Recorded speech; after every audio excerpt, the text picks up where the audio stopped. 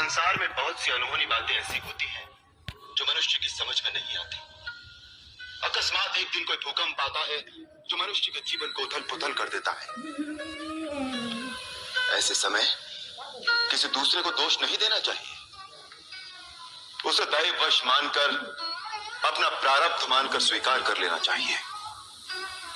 आज जो हो रहा है वो होनी करा रही है।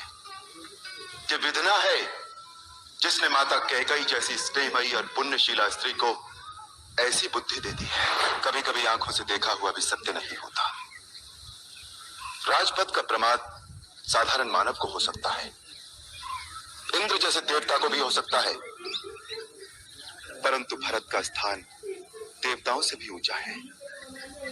वो एक महामानव के रूप में महानता की परिसीमा है।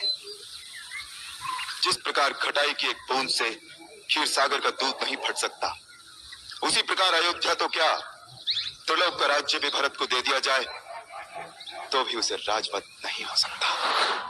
माता, मैं तो केवल इतना ही जानता हूं कि भगवान के निकट जाति पाति, ज्ञान, धर्म, कुल, गुण और चतुराई का कोई मोल नहीं होता।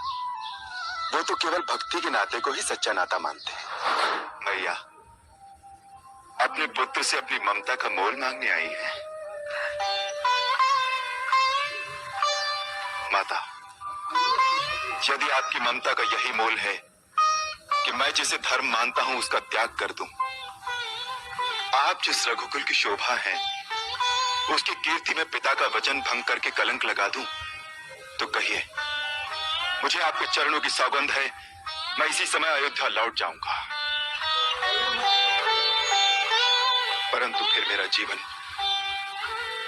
रण से भागे किसी कायर की भांति एक तिरस्कारपूर्ण अस्तित्व, एक श्राप बनकर रह जाएगा। पिता और पुत्र का नाता प्रजा के मतामत से निर्धारित नहीं होता। इसी प्रकार भाई और भाई के बीच फैसले तलवार से नहीं किए जाते। भरत को मारकर जिस राज्य की तुम कल्पना कर रहे हो, तनिक सोचो कि उसका परिणाम क्या होगा। यदि अपने भाई ही न रहें तो राज्य के सुख भोग में क्या आनंद मिलेगा।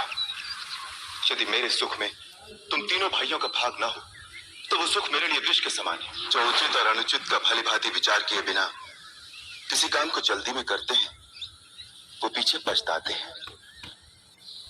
मुझे तुम्हारी वीरता पर और तुम्हारे पराक्रम पर किंचित भी संदेह नहीं है।